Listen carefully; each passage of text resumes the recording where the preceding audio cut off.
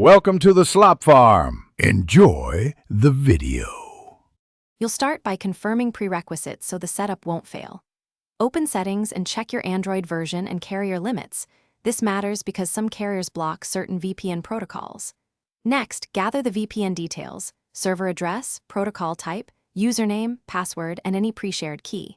Make sure your phone has an active Wi-Fi or mobile data connection, and turn off battery saver so background configuration won't be interrupted.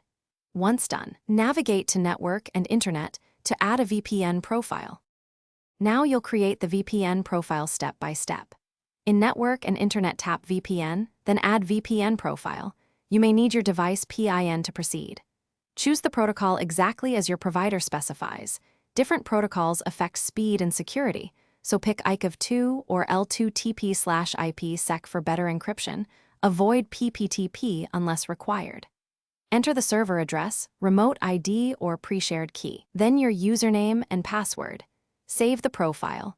Make sure to finish by connecting and verifying the tunnel. Tap the VPN profile you made and choose Connect. You might see a system dialog asking to allow the VPN. Tap OK.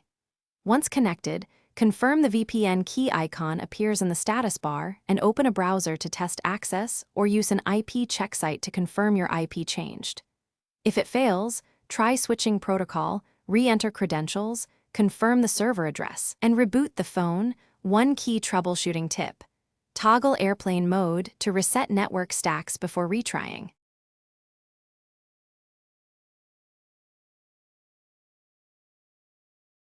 Thanks for watching. Consider subscribing if we helped you today.